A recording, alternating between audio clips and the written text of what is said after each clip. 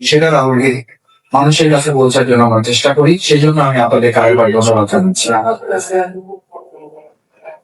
আমার প্রিয় ভাইয়েরা এবং বোনেরা, দ্বিতীয় হচ্ছে আমি অত্যন্ত কৃতজ্ঞ যে নির্বাচনের সময় সত্যি আপনারা এমন অনেকে ঝুঁকি নিয়েছেন যে আমি শফিক ইসলাম মাসুদ নির্বাচনের পরের দিন হয়তো সহিদ সালাম বলে ঢাকায় চলে যেতে পারতাম যদি ভিন্ন কোনো রেজাল্ট হতো।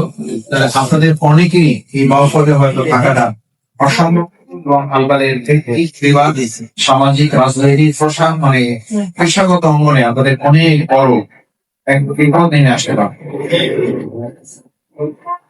আমি আপনাদের প্রতি কৃতজ্ঞতার সাথে সেই কাজগুলো স্মরণ করছি।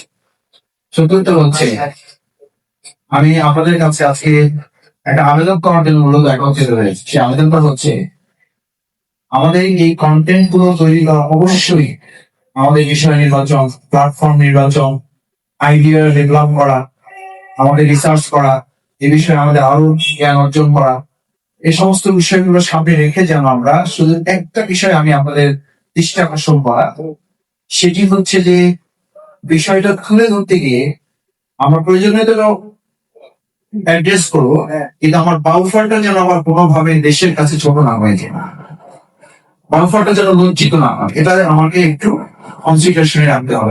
আমি জাস্ট উদাহরণ হিসেবে বলি, আমাকে একবার লম্বা একটা মেসেজ দিয়েছেন একজন সংসদে থাকা অবস্থায় যে মাসুদ ভাই, আপনি একবার এয়ারপোর্ট চাইলেন, একবার নদী ভাঙনের কথা বললেন, প্রাইম মিনিস্টারের প্রশ্ন করতে গিয়ে আপনি একটা বিষয় তুলে ধরেছেন, সেতুর বিষয়ে কথা বলেছেন।